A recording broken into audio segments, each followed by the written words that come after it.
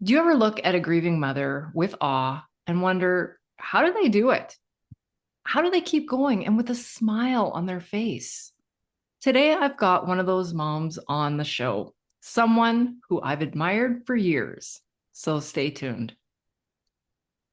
Welcome back to the Angel Moms podcast. I'm Lisa Bame, and today I have Tiffany Agnew here.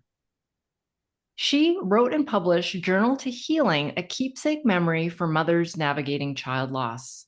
Her approach to grief and child loss is not like most, and I'm honored that she is here today to bravely share her story. Welcome to the show, Tiffany. Thanks for having me. I'm really looking forward to this conversation. So, I would love for you to start by telling us about your son, Braden.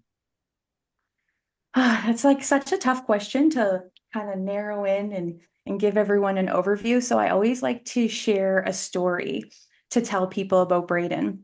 And it's one of the stories, which I'm pretty sure I've told you before, but it was after he got sick and we had to go down to Halifax, Nova Scotia for this week-long assessment with the liver transplant team there. So that's a province away for us. We're in New Brunswick. So him and I, packed up and we went down for this trip. And it was a really tough time. It was a week long. We had to go from appointment to appointment every day and get delivered a lot of really difficult news. And he would have been just turned 18 at the time, not long before that. So he was filled in on everything, statistics, whether or not he would survive his surgery or not. These are the things that he was being told at a time that, he should have been thinking about graduation and, who he wanted to ask to go to prom and things like that. And while we were there, there was a surge, an electrical surge at our hotel from lightning, and it blew out the light bulbs in our hotel room. And he had been on full-time oxygen at the time, and it turned on this eternal internal alarm on his oxygen machine that we were never able to turn off. So we got this alarm going on and on. And I mean, he was fine because we also had the portable tanks that he had to use for when he went to appointments. So we just switched him over to the portable tank, but we got this machine alarming. We had to contact another company in Halifax to come and take this machine and give us a new one. And the surge also it put out our elevators. So we were on the 6th floor and he is on oxygen. Just standing makes him lose his breath. Mm. And we have to go to his appointment. So now he has to go down 6 flights of stairs. The firemen did offer to put him in this chair that they would then carry, but he refused to be carried. He wanted to walk. So we very slowly, made our way down one step at a time, stopping for him to catch his breath. And then on our way home, we drove through a crazy snowstorm.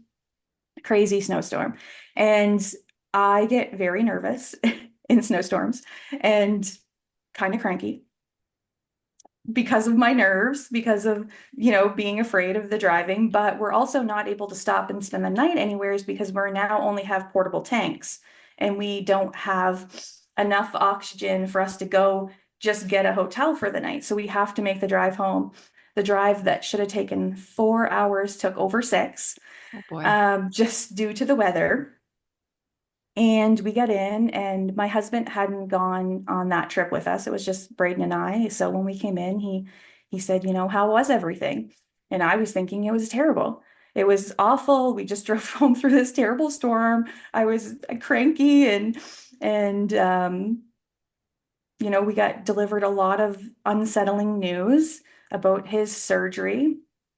And before I had a chance to say anything, Braden chimed in that, sorry, that it was the best.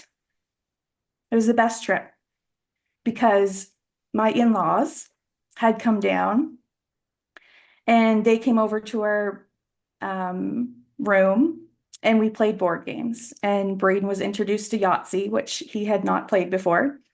And he quickly announced that he beat everyone at Yahtzee. It was the best time because he beat everyone at Yahtzee. And they had also taken us out to dinner a couple of times while we were there too. And we ate at the Gahan House in Halifax. And it was the best time because he beat everyone at Yahtzee and he had the best mashed potatoes ever. The best mashed potatoes ever. Perspective, hey? Right? You Yeah. know, he just got delivered the heaviest news and had only just recently turned 18, but could focus on beating everyone at Yahtzee and the best mashed potatoes ever. And Did we Braden? actually go there now to the Gahan House every year on the anniversary of his passing Oh, with friends and family. I love that. Did he always have such a bright and positive perspective in life, or was that something that kind of came along with his disease? He always had a pretty good attitude with a lot of things, you know. I'm like that as well. So I like to think that maybe he got some of that from me. Um, but he always had a pretty good attitude with things. He was a big dreamer. You know, he had big plans to do so many things. Like he wanted to be a YouTuber and he wanted to learn how to make video games. And yeah, so he just always was a big thinker, big dreamer, big picture guy. Along that, I think this is a perfect segue to bring up the fact that Braden had a bucket list. Like, what 18-year-old has a bucket list? So, I want you to talk a little bit about Braden's bucket list. Sorry, Braden's bucket list, how that kind of transformed into Tiffany's bucket list and how that has become a part of your grief journey. So not long after he passed, I found his bucket list in a guided journal that he had from school, which I never knew he wrote. Um, you know, as soon as I found the guided journal, I couldn't wait to crack it open and see what I might find. But I was just a couple of pages in, and then I actually have it right here. Let me grab it. Silver, because it's now in a frame in my office. I love This was that. the page. Um, so I found this and it was titled across the top, Things I Want to Do Before I Die. Wow. And it was just a list of things that he wanted to do. And you know, at the time, it obviously completely broke me. I pulled it out of the thing right then. I came right down to my office and I put it in a frame. And I thought, you know, I'm gonna complete this list. I'm still not sure how I'm going to do everything on the list because he was a big dreamer. Um, but I'll keep trying. And I thought I will make my own list too, because I think that's the best way that we can honor those that we lose, right? It's by living our lives. It's by living up to our hearts and dreams and taking or our hopes and dreams and taking advantage of every opportunity that he didn't get. Absolutely. I call that living for our loved ones and because of our loved ones. Yeah. And I think It's like that saying they say, oh, what is it? Like, become the things that you like most about the people who are gone, right? So I want to keep doing that. I want to be a big dreamer like Braden was. I want to, you know, reach for the stars like he did. I know that you guys have done Italy as part of Braden's bucket list. Have you gone anywhere else? Yeah, we also did from his bucket list was to go to Scotland, and he specifically wanted to go to the Glamis Castle. The Glamis Castle is known as the Lion Castle, like the Lion family owned it. And Okay. that's like his father's family name Wow. is Lion. So ever since he was little, like his grandfather used to talk about like the family castle, even though it's obviously not their family castle. He used to say the family has a castle and it's in Scotland. Yeah. So since Braden was little, I literally have like things from him from like when he was in elementary school, like handwriting of talking about wanting to go to this Glamis castle because he thinks his family owns it.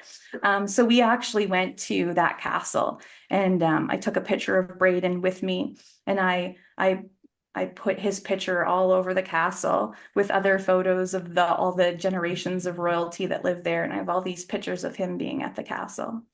That is so cool. So that was one of the things on his So list too. cool.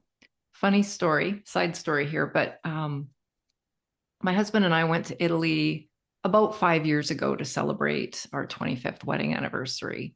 And of course, I took 10 million pictures, and I made a little photo book actually when we came home. And I don't know how it happened. I credit this to the universe or divine intervention or Katie for some reason, but I don't go on Pinterest. Like I have an account, but it's just something I don't really utilize. But for whatever reason, I was on it and I found Katie's account. She had a Pinterest Oh, account, and wow. now she didn't call it a bucket list, but it was travel inspiration or something or other.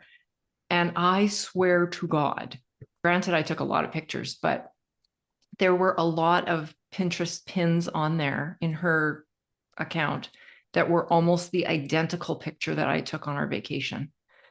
Like it Wow. gave me goosebumps because it was just like, I I'm didn't getting know that goosebumps she right had now. dreamed of going there one day, but clearly it had crossed her mind at some point. Um, so it just felt really good, just like you mentioned, to be able to go to a spot that was really, really special Yeah. and something that she would have liked to do as well. Yeah. So we were there on his birthday, and we actually did when we were in Rome, we went to the Colosseum on his birthday, and that's Wow. where he always wanted to go. He loved history since he was a little kid. Like when other kids would have had their rooms done in like SpongeBob or whatever other characters, Mickey Mouse or something, like he had Mhm. his room in medieval times. Like he had a faux brick wall, like he had Wow. um he had like candles that were like battery operated. Like he had a medieval times bedroom. That is He so loved history, cool. so that was his big interest in wanting to see Europe. Specifically was because he loved history so much. And now that you mention that, I am flashing back to a photo that I saw on your social media account of you and your husband holding a picture of Braden in the Colosseum. Yeah. Yep. Yeah, We take that photo with us on all of our trips now, and we get pictures of him everywhere we go. It's kind of a weird and random thing to do, but we actually end up meeting other people that way because people see us trying to take selfies with it sometimes, and then they offer to take a picture, and then they ask about him, and then I'm in the middle of a coliseum talking to a perfect stranger and telling them about Braden. And it's just kind of special. that is very special. And for anybody who's either watching us on YouTube or listening to this podcast, I think that is an idea that we can all steal from Tiffany, frankly. Whether it's even in your own city, even, going to a favorite park or, favorite bench or at their school or what have you. I mean, this is ways that we can start doing things like that. While we're on the Absolutely. topic of social media, I have to talk about you and your fitness and healthy habit journey. I want to say, gosh, you're going to have to correct me because I'm sure I'm wrong here, but I'm going to say for at least 6 months, if not the past year, you have really poured yourself into just becoming a healthier human. Can you talk to us a little bit about that? It's been like a long battle, my health journey, it feels like. But yeah, this past year, I just really have been wanting to feel better, Mhm. right? And at some point in our lives, in our on our grief journeys, we have to take ownership of that and do what needs to be done. And movement is definitely something that has really helped me do a lot of healing this past year, a lot of getting to know myself again, um, and connecting with myself again. Because that's, when you go through a loss like we have, like, a major, major loss, like losing a child, or another, really close personal bond, you lose pieces of yourself. You lose connection to yourself. And I really feel like the movement has been helping me reconnect to myself and find new pieces. I wrote about this in my book, and I just stand behind it 100%. But I think that our well being is so interconnected physically, mentally, and spiritually. Yeah. And while nothing that we can ever do will fix grief, it will never, bring our children back, it will never, make it disappear. But I think by working on different aspects of our well being, like our physical well being, as an example, it does shift everything in our mental and spiritual well being. And that was a go to that I had early on, started early on. I mean, I was a health coach prior to losing Katie. So it was just as natural as brushing my teeth. It was to move my body every day. And I remember, I don't know, I'm going to say it was day 8, but it wasn't that far into my grief journey. And it was almost like Katie was like pushing me or nudging me or whispering in my ear, just like, go downstairs, mom, exercise, move your body, like touch your toes. You're going to feel better. And I remember hauling my sorry butt downstairs. And I mean, in the beginning, yeah, I was touching my toes. It was like doing a few little side to side, nothing much. But then I would get on the treadmill, and I'm not a runner. I am not a runner. I'm not built to be a runner, but I would run my own version of running until I couldn't walk. And then those endorphins, I mean, granted, they don't last long, but they gave me the belief that I could make it through the day. And that's all I needed in the beginning. So you can bet that I was downstairs nearly every day, because that was kind of my hope that I could get through the day. And I felt better. And when I felt better physically, I felt better mentally. Mm-hmm. So can you comment on how that has affected your grief journey?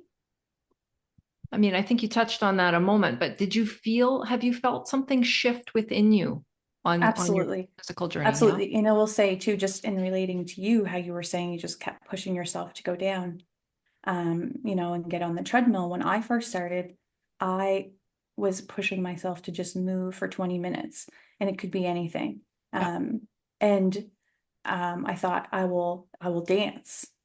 I'll turn on some music and I'll dance. And Yeah. in the beginning, I will say it was mostly just a lot of moving and swaying, very little dancing, and a lot of crying, Mm, really, at the start of last year. And yeah. I was like, I need to do this. Like, I need to feel better. And it just moved from there. I started doing other things, and I started getting outside more, and I, dusted off my bicycle and rode my bike last summer, and, you know, went hiking and did like a lot of spent a lot more time outdoors, which I found definitely helped as well with my mental health. Yeah, I agree. Is spending, because I also work from home and I don't get out much. And then that's also not good when you're grieving, right? That's not good to spend so much time alone. So it was helping me get out more. And Mhm. And it sounds like, and my observation just watching your social media account is that you weren't doing, like, it wasn't a recipe. It wasn't like, I'm going to get up, I'm going to do 10 minutes of walking, 10 minutes of weights, and 10 minutes of yoga every day. It's like what I felt like you were doing was exploring. I'm going to Mhm. try this. I'm going to try that. I'm going to go on this different hike today. And it was so enjoyable, and still is, to watch you, because I felt like you were almost like a little rose that was just blossoming, because it was an adventure for me to Yeah. watch you trying all these new things. And you're just so transparent in that, yeah, today sucked. I did this thing, I didn't love it, but I got it done. And Yeah. then the next day you might have tried something different, and it was like, I think I found something I really, really liked, you Yeah, know? I didn't want to make any rules, because in the past, whenever I tried to like start any sort of like fitness journey, I would make all these rules of what counted and what didn't count it and how long it had to be. And, you Mhm. know, um, I just said I just need to move more because I need to feel better because I was Yeah. just so tired of feeling lousy and disconnected and lonely. Just all of it. Like grief is exhausting. And that's Yeah. another reason why you need to move is because even though it feels like it takes energy, it actually gives you energy. Mhm. And Yep. grief takes a lot of energy. So you need to move so that you have the fuel. Absolutely. And I feel like, again, as an observer, correct me if I'm wrong, but I feel like in your health journey, I feel like your perspective and your mindset on life and grief and everything has also shifted. Definitely.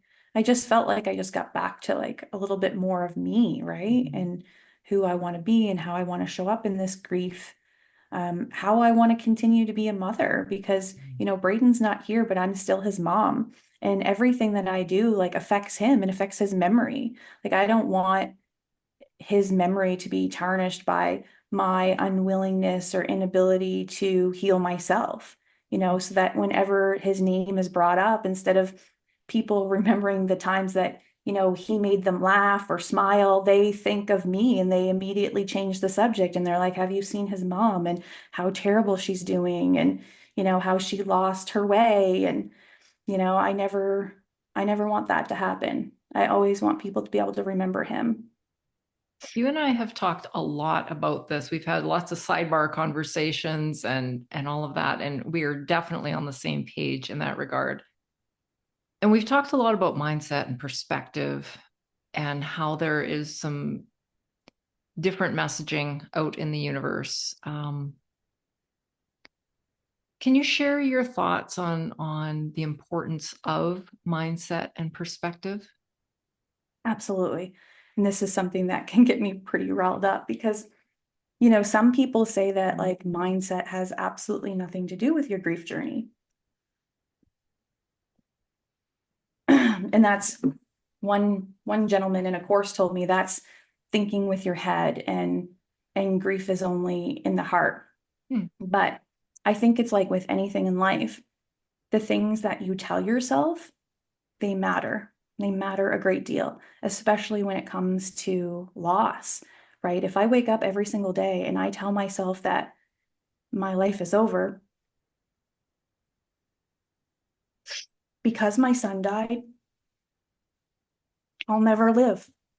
I'll never allow myself to live. I'll never allow myself to experience joy if I tell myself it's not possible. If I tell myself there's nothing left, if I just focus on the pain, then there'll just always be more pain. When if I focus on, still being a good mom, still showing up for Braden, still protecting his memory, becoming the things that I love most about him, adopting that dream big mindset that he had. I fully believe that he is out there still, some way, somehow, in some form. I don't know what that is. I don't know how to explain that. But if he is, I know that he won't be able to rest easy if I can't find a way to live with peace in my heart. If I can't Wow, find a way to live on, that's going to affect him. that is so powerful. I agree. I agree with all of that. And Yeah. I And I when want he to looks circle. down, like I want him to be like excited. I want him to be like, blown away. Mhm. Anyone that knows Braden, he was kind of famous amongst family and friends for saying, I'm bored. Like literally when I say that to people, they're like, I can actually hear his voice because he said it so much. They're like, I can hear that. I can hear the exact tone that he would use. And I that's something that my husband and I we always say, like, we don't want Braden to look down at our lives and say, I'm bored. Oh, wow. Yeah. People have heard me say this 1,000 times, but I think this is the perfect time to say it again. One of the very first psychic medium readings that I had, which was awesome and gave me so much hope. She ended it just as she was wrapping up. She said, Lisa, I want you to give Katie something amazing to watch. go out there, live your life, Yep. give her something to smile and laugh about, and be proud. And that carries me through too. So very, very similar to your Yeah. And I used thinking. to sometimes say to create something beautiful for them to see, right? Yes. Like I want to create something beautiful for him to see. Yeah. When, we get connected again someday, which I believe that we will on a soul level, Mhm. you know, I don't want him to be like, what happened? Or, I mean, the thought crossed my mind, and I mean, none of us have any proof of what's going to happen, at the next adventure, as I call it, when we pass away.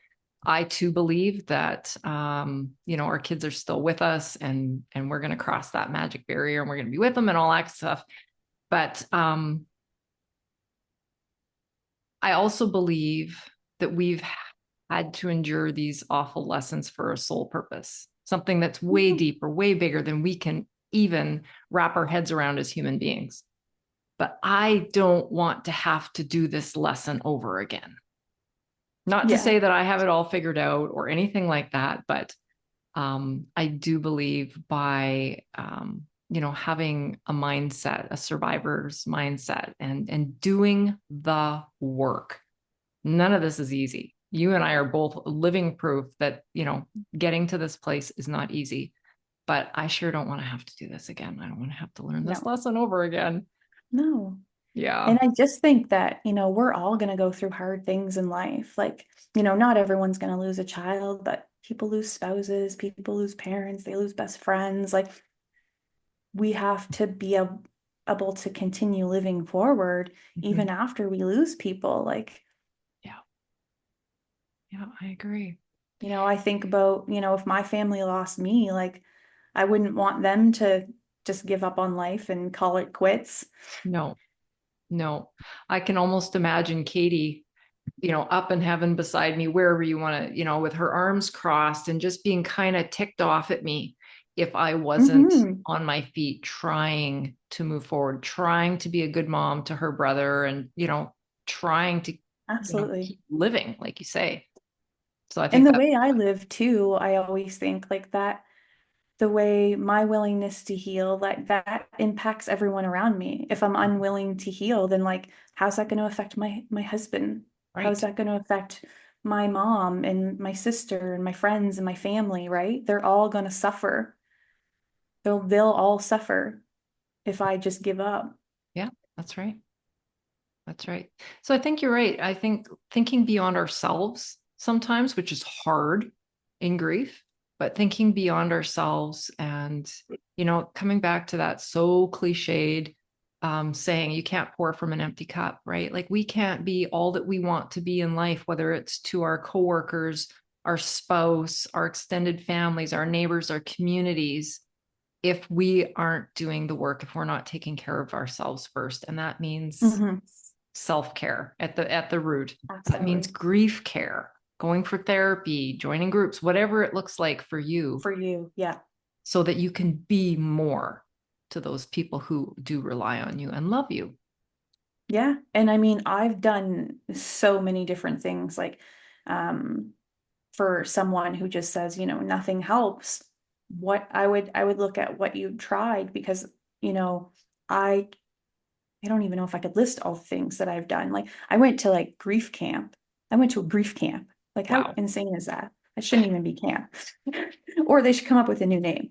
And that Mm, was like only like 5 months after Braden passed. I don't even know if it was 5 months.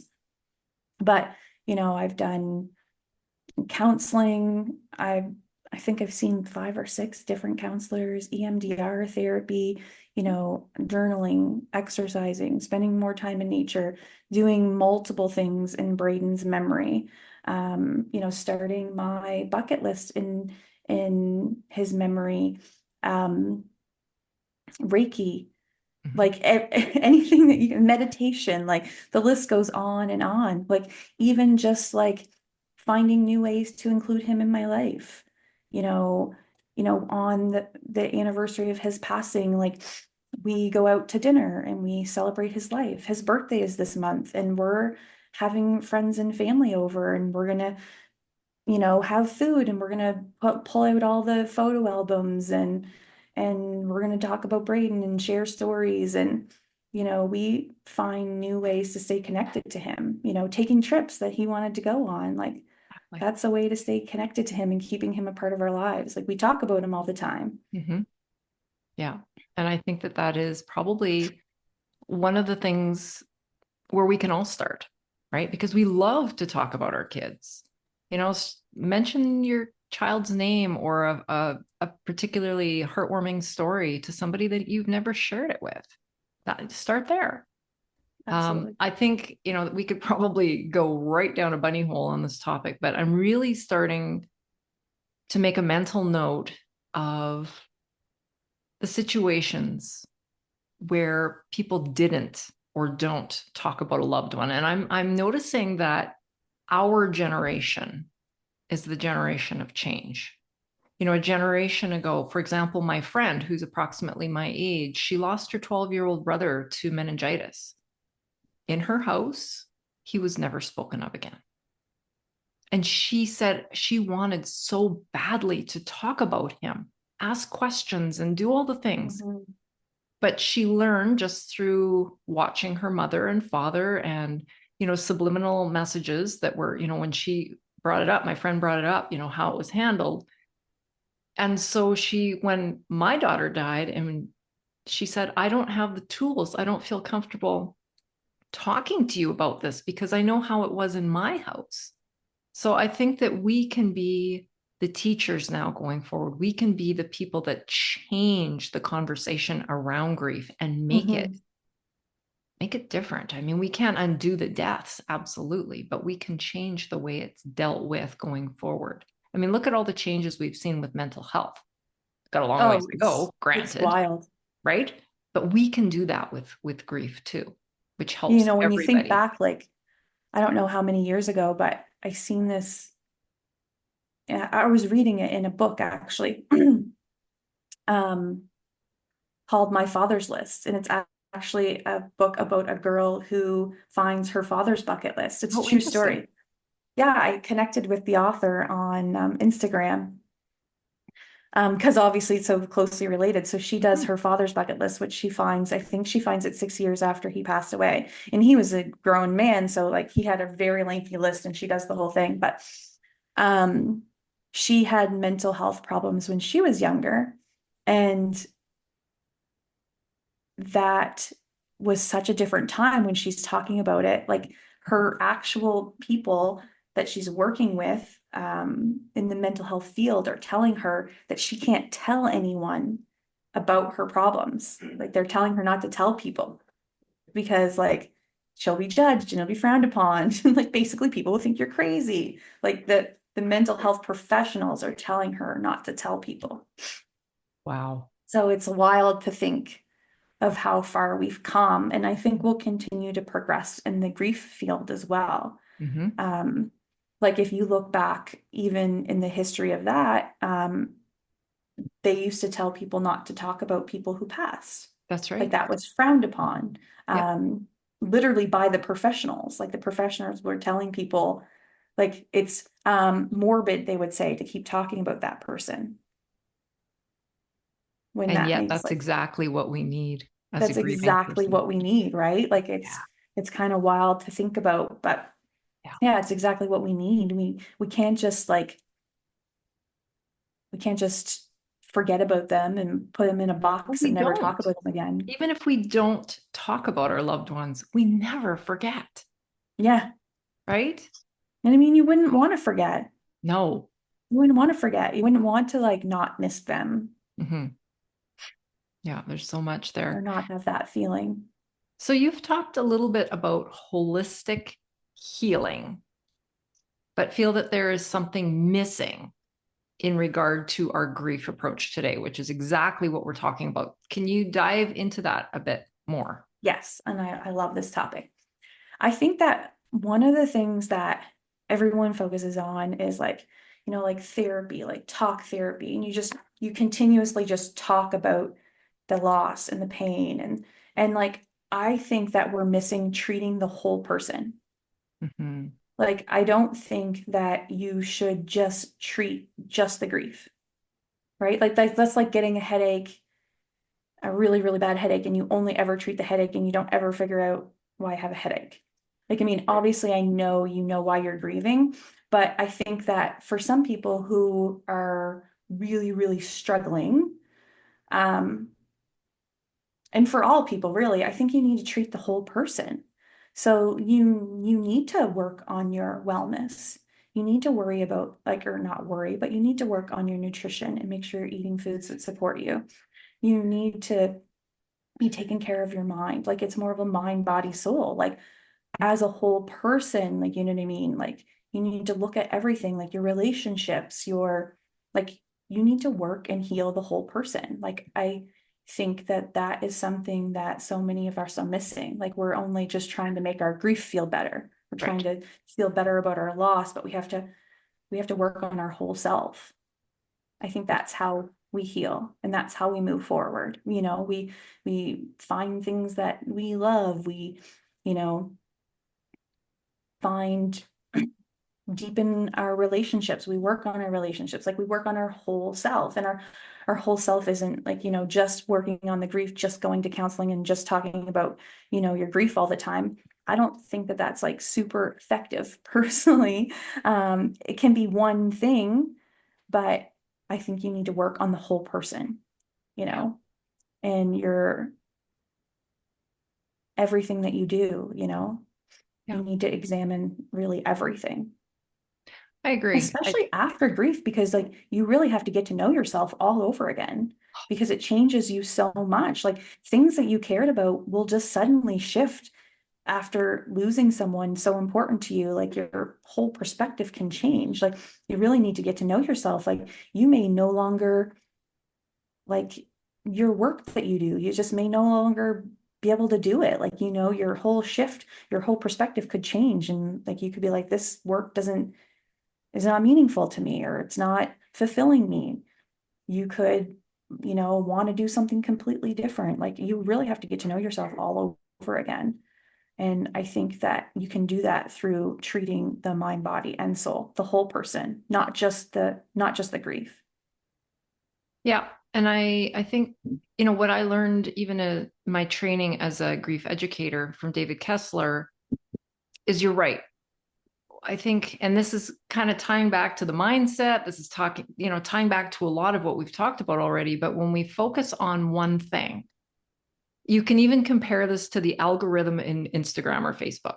When you're constantly looking at grief, when you're constantly reading about grief, when you're constantly researching grief, guess what shows up constantly? Grief, grief, grief, grief, grief, grief, grief. And I, for one, have actually had to clean up my social media so that it's not all grief because I don't want all I grief. did as well. I had to unfollow a lot of accounts, and especially accounts that only talk about the pain and they're just Yes. continuously saying it's so painful. And Mm-hmm. um, what did I see one um, that really triggered me? And it's like everyone's afraid to die until they lose a child, and then they want to die. And then it's like, I don't like that kind of messaging. Like, Mm-mm. one, I don't think it's helping anyone. Mm-mm. Two, like, then what about the people who don't want to die? Then are you Right. making them think that they're not grieving or they're not even sad enough because they don't want to die? And I just Mm-hmm. don't think it's helpful. I don't think it's productive. Maybe it helps other people feel seen because they feel the same way, but like, I don't, and that's when I had to stop. I had to unfollow some Mm-hmm. grief accounts that I was following because it was just too much negativity. And that may sound weird, too much negativity and grief, but No, for I me, there was too much negativity. That's not how I want to grieve. That's not how I want Braden to be remembered, mm-hmm. because how I grieve affects how he's remembered. It's not, it's not helping him. It's not helping me. Yeah, and I think you know, so think about okay, like it's fine to have some griefy stuff on social media, right? Oh, Find absolutely. the accounts that align with where you're at. Like you and I Yeah, are a little bit further into our journey. We've got several years under our belts. We're might be in a different place than somebody who's newly onto this grief journey, for sure. absolutely. You and I tend to search for more uplifting things that are going to help our grief. But also, like you talked about this holistic aspect, finding yourself, rediscovering yourself, even rediscovering what brings you joy, right? So Absolutely. search those things out on your social media. Maybe you want to, or you've just gotten into pottery. Search out some cool pottery, people that you can follow. Or like I just fall back to, I know it's lame, but I fall back to like the cute puppy and kitty videos. They bring me so much joy. I laugh.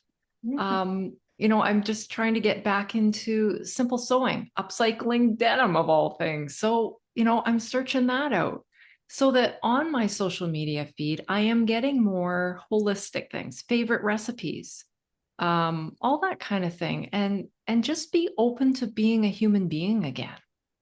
Mm-hmm. I don't think we need to label ourselves as a grieving mother only. We are Mm-hmm. many, many, many things, Absolutely. right?